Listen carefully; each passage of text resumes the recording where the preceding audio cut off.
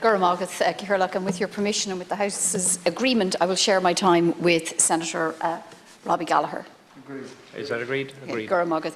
Thanks, Minister, for coming in.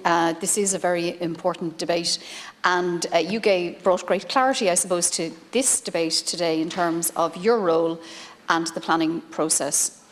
It was important that you clarified that you understand the issue as a member of government, and that you support peat extraction, you support the horticultural sector, and that you understand the threat that the current situation is posing to what is close to €500 million sector for us, and it is employing more than 17,000 people.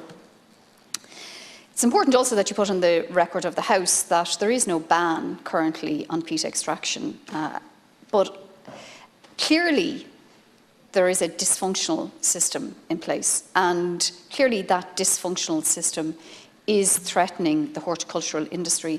And at a time when we are all really keen to do all we can to not just promote but to progress climate action, it's a low point for us to be talking about the state undermining what is one of the more sustainable parts of our agricultural sector.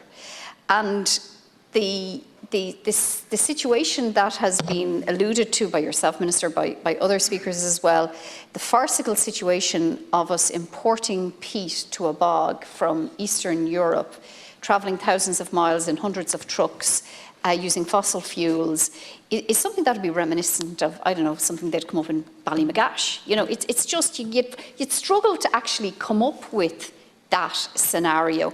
And if somebody said it to you, you'd say, you're joking.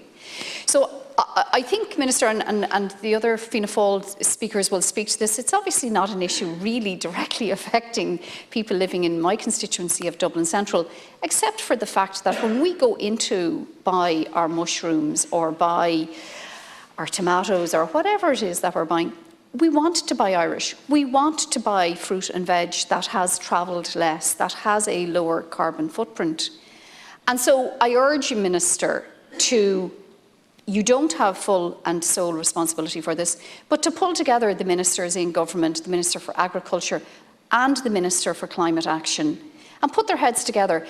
And I do think that this is a case where there's a requirement for an emergency intervention, some form of emergency short-term licensing that will allow the horticultural sector to survive, to allow our producers continue to produce for us here at home, and also, I suppose, for their wider consumption.